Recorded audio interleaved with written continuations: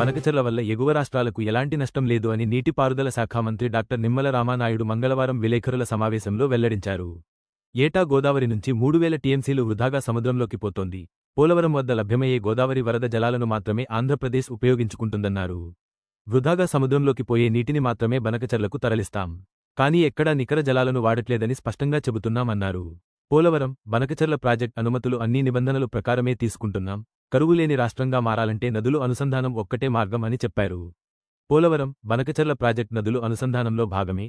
రాయలసీమకు మేలు చేసే పోలవరం, బనకచెర్ల ప్రాజెక్టుపై రాయలసీమ బిడ్డ అని చెప్పుకుని తిరిగే జగన్ ఎందుకు మాట్లాడటం లేదు అని ప్రశ్నించారు. గత కొన్ని రోజులుగా ఈ పోలవరం బనకచెర్ల మీద మరి కొన్ని అసత్యాలు లేకపోతే వాస్తవాల్ని వక్రీకరించి ఏదైతే మరి మాట్లాడుతూ ఉన్నారో, ప్రెస్ ద్వారా చెప్తూ ఉన్నారో, అటువంటి స్థితి నుంచి ఏది వాస్తవాలు, ఏది అవాస్తవాలు, ఏవి నిజాలు అనేది ప్రజలందరికీ కూడా, ప్రత్యేకించి ఉభయ రాష్ట్రాల తెలుగు ప్రజలందరికీ కూడా తెలియజేయాలనే ఉద్దేశంతో ఈ యొక్క బనకచెర్ల ప్రాజెక్టు వాస్తవాలు అనే విషయాన్ని మీ సందర్భంగా తెలియజేసుకుంటూ, మరి అందులో భాగంగా ముందుగా మరి మీ అందరికీ కూడా తెలియజేసుకుంటూ ఉన్నా, ఏదైతే ఈ యొక్క పోలవరం మరి యొక్క బనకచెర్ల ప్రాజెక్ట్ ఏదైతే ఉందో మరి దీని యొక్క స్వరూపం మీ అందరికీ తెలుసు. ఎందుకంటే మన రాష్ట్ర ప్రజలుగా, అదేవిధంగా ప్రెస్ తో మీరు మేము చాలా సార్లు కలిసి ఉన్నాం కాబట్టి దీని యొక్క స్వరూపం అంతా కూడా చాలా వరకు మీ అందరికీ తెలుసు. కానీ మీ ద్వారా మరి వేళ ఉభయ రాష్ట్ర ప్రజలకు కూడా తెలియజేయాలనే ఉద్దేశంతో ఏదైతే గత 50 సంవత్సరాలుగా పోలవరం సంబంధించి ఏదైతే గోదావరి నది ఏదైతే ఉందో మరి యొక్క గోదావరి నదికి ప్రతి సంవత్సరం కూడా 3000 టీఎంసీల నీరు మరి వృధాగా సముద్రంలో కలిసిపోతున్నటువంటి పరిస్థితి మనందరికీ తెలుసు. ఇది ఏదో ఒక సంవత్సరం కాదు, దగ్గర లాస్ట్ 50 ఇయర్స్, గత 50 సంవత్సరాల చరిత్ర తీసుకుంటే గోదావరి నది నుంచి వృధాగా 3000 టీఎంసీల నీరు వృధాగా సముద్రంలో కలిసిపోతుంది. వృధాగా సముద్రంలో ఉప్పు నీటిలో కలిసిపోతున్నటువంటి పరిస్థితి. ఇది చరిత్ర, ఇది వాస్తవం అనే విషయాన్ని ముందుగా మీ అందరికి కూడా తెలియజేసుకుంటూ ఉన్నా. అటువంటి వృధాగా సముద్రంలో కలిసిపోయేటువంటి 3000 టీఎంసీల నీరులో 200 టీఎంసీల నీరు అంటే రోజుకి 200 టీఎంసీల చొప్పున 100 రోజులు 200 టీఎంసీల నీరుని మనం యొక్క పోలవరం బనకచెర్ల ప్రాజెక్టుకు తీసుకురావాలనే ఉద్దేశమే ఈ ప్రాజెక్టు స్వరూపం అని చెప్పి తెలియజేసుకుంటూ, ఈ పోలవరం బనకచెర్ల ప్రాజెక్టు సంబంధించి 3 సెగ్మెంట్లుగా దీన్ని మనం నిర్మాణంలో వెళ్తూ ఉన్నాం. అందులో సెగ్మెంట్ 1 చూసినట్లయితే పోలవరం నుంచి బనకచెర్ల, మరి పోలవరం నుంచి ప్రకాశం బ్యారేజ్ వరకు కూడా మరి సెగ్మెంట్ 1 కింద, అదేవిధంగా సెగ్మెంట్ 2 చూస్తే మరి ప్రకాశం బ్యారేజ్ నుంచి 173 టీఎంసీల సామర్థ్యంతో బొల్లాపల్లి రిజర్వాయర్ వరకు కూడా, అంటే 6 లిఫ్టుల ద్వారా ఈ సెగ్మెంట్ 2ని, మరి అదేవిధంగా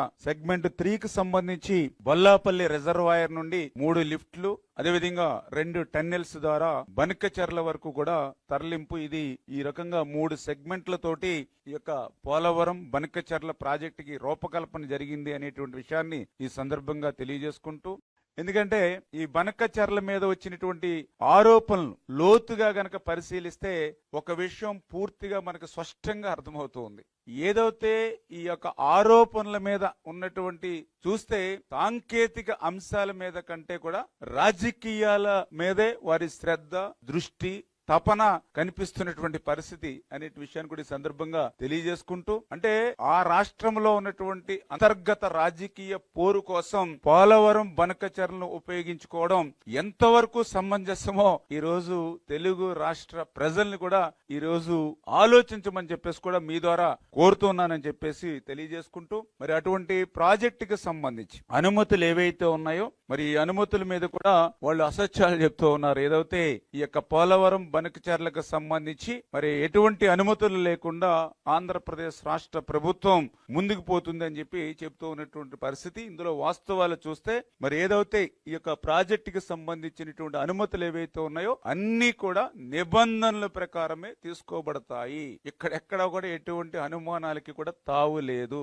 దానిలో భాగంగానే ఏదైతే 2025 సంవత్సరం మొన్ననే మే 22వ తేదీనే ఈ సంబంధించినటువంటి ప్రాజెక్ట్ ఏదైతే ఉందో దీనికి సంబంధించినటువంటి ప్రాథమిక నివేదిక సిడబ్ల్యూసి కూడా సమర్పించడం జరిగింది. ఏదైతే ఆ సిడబ్ల్యూసి మనం సమర్పించినటువంటి ప్రాథమిక నివేదికను ఆమోదించిన తర్వాత ఖచ్చితంగా ఆ డిపిఆర్ ను కూడా ఆ సిడబ్ల్యూసికి సమర్పించడం అవుతుంది అని చెప్పి తెలియజేస్తున్నాం. ఎందుకంటే మొన్న మాట్లాడినటువంటి వారు ఎవరైతే ఉన్నారో మరి ఎక్కడ ఏ రకంగా ఆమోదం లేకుండా డిపిఆర్ ని ఎట్లా సబ్మిట్ చేస్తామని అంటూ ఉన్నారు. ఏ విధమైనటువంటి అనుమానాలు ఎవరికి అవసరం లేదు. ప్రాథమిక నివేదికను ఆమోదించిన తర్వాతే ఈ డిపిఆర్ ను కూడా మన సిడబ్ల్యూసి కి సబ్మిట్ చేస్తామని చెప్పి తెలియజేసుకుంటూ మరి అదేవిధంగా ఏదైతే పర్యావరణ శాఖకు సంబంధించి కూడా ఈ టర్మ్స్ ఆఫ్ రెఫరెన్స్ టీఆర్ ఏదైతే ఉందో దీన్ని ఆమోదం కోసం కూడా ఈ యొక్క పర్యావరణ శాఖ కూడా ప్రతిపాదనలు కూడా పంపించడం జరిగింది అనే విషయాన్ని కూడా మీ ద్వారా అంటే ఈ రకంగా పోలవరం బనకచర్లకు సంబంధించినటువంటి అనుమతులన్నీ కూడా నిబంధనల ప్రకారమే ముందుకు తీసుకెళ్తున్నాం అనే విషయాన్ని కూడా మరొక్కసారి మీ ద్వారా ప్రజలందరికీ కూడా తెలియజేసుకుంటున్నానని ఈవేళ ఈ దేశంలో గాని ఈ రాష్ట్రంలో గాని ఎక్కడైనా సరే కరువు కాటకాల నుంచి దుర్భిక్షమైనటువంటి పరిస్థితుల నుంచి కాపాడగలిగేది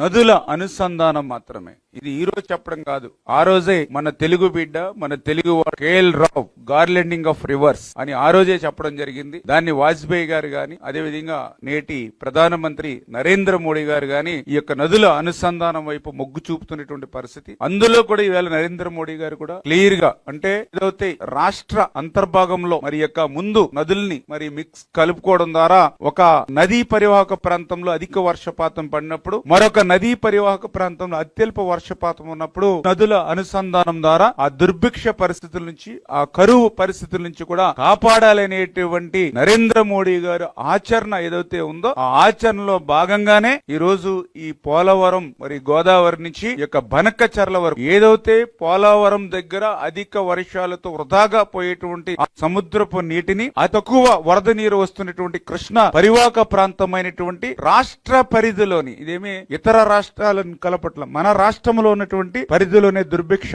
రాయలసీమ ప్రాంతానికి తరలించడం జరుగుతుంది అనే విషయాన్ని కూడా మరొక్కసారి మీ ద్వారా అందరికి కూడా తెలియజేసుకుంటున్నాం. మరి ఆ రోజు మరి కేసీఆర్ గారు మరి ముఖ్యమంత్రులుగా జగన్మోహన్ రెడ్డి గారు ఇద్దరు ముఖ్యమంత్రులు కూర్చుని గోదావరి ఎగువ నుంచే రోజుకి 4 టీఎంసీలు చొప్పున 100-120 రోజులు 400-450 టీఎంసీలు శ్రీశైలంకి నాగార్జున సాగర్ కి తీసుకురావడానికి ఆ రోజు ఇద్దరు ముఖ్యమంత్రులు నిర్ణయం తీసుకుంటే మరి ఈ రోజు దానికి విరుద్ధంగా మరి ఆ యొక్క పార్టీ నాయకులు మాట్లాడుతూ ఉంటే మరి ఆనాటి ఒప్పందంలో గాని ఆ రోజు నిర్ణయంలో తీసుకోవడంలో గాని భాగస్వాములైనటువంటి ఆనాటి మన రాష్ట్ర ముఖ్యమంత్రి ఈ రోజు కూడా పెదవి ఇప్పకపోవడం. ఎందుకంటే నేను రాయలసీమ బిడ్డ అని చెప్తూ ఉంటాడు. ఈ రోజు అటువంటి రాయలసీమకి పోలవరం బనకచర్ల ద్వారా రేపు ఆ రాయలసీమ ఒక పచ్చని పైరులాగా మారుతున్నటువంటి పరిస్థితుల్లో అటువంటి రాయలసీమకు అత్యంత అవసరమైనటువంటి ప్రాణధార జీవధార అయినటువంటి పోలవరం బనకచర్లకు సంబంధించినటువంటి మరి ప్రాజెక్టుకు సంబంధించి నాడు నిర్ణయంలో భాగస్వాములైనటువంటి నీ